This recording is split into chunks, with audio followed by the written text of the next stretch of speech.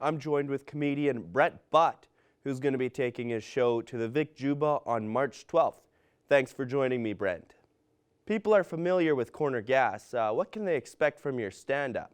Middle-aged guy yakking. That's about it. I don't know how much to put a finer point on it. It's it's just me doing stand-up comedy. It's me talking, cracking wise, trying to be funny. Usually pans out. It's usually a good time.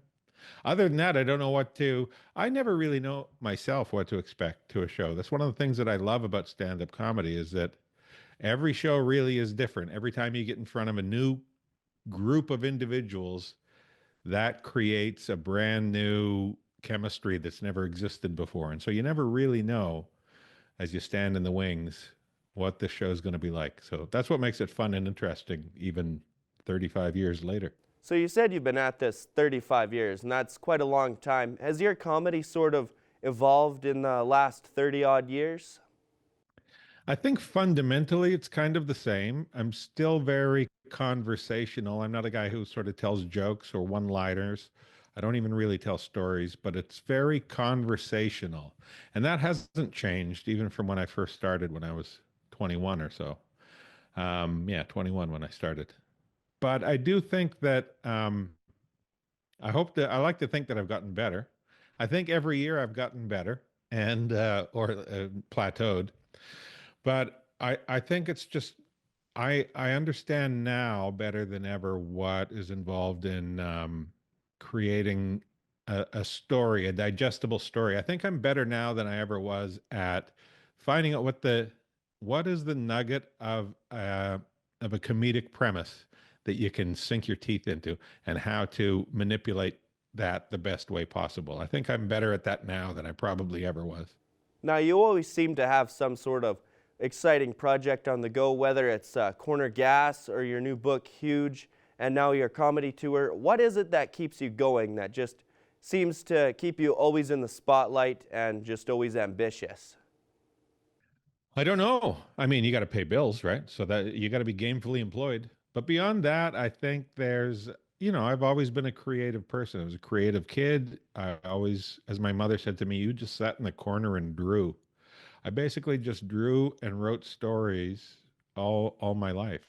And whatever that is, whatever that maybe it's psychoses or neuroses that's in me, sort of compels me to create stuff. I get ideas in my head. Here's sort of the way it works is basically I get an idea in my head. I get lots of ideas in my head. Some of them just won't shut up. And if I don't get them down on paper, I will go mad. And so it's almost almost a form of self-preservation that I have to get these things out of my head and onto paper somehow. Sometimes they're stories, sometimes they're pictures, um, sometimes they're just jokes. But if I don't get it out of my head, I will go mad. It's all I can think about. And so it's sort of creating is sort of a way of purging. It's sort of a way of maintaining an ability to function within society. I think if I didn't get my stuff down on paper, I would become a lunatic.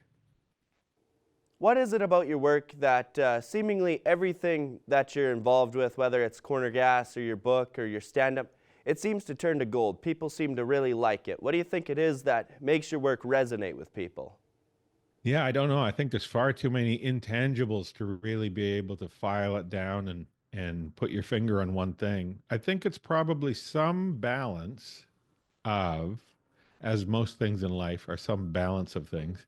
I think it's a balance of being authentic to the thing that I'm trying to create without worrying about whether it's going to be something that people like or not. And so it's some balance of being authentic to the thing, regardless of the outcome, and also still being pragmatic enough that once the thing is out and sort of created, to say, well, can I shape this into something that people might enjoy? So it's sort of a staggered approach. It's like get it out, get it authentic, make it what it's supposed to be. And then if that turns out all right, look at it again with second eyes and say, can this become how can this become something that other people might enjoy?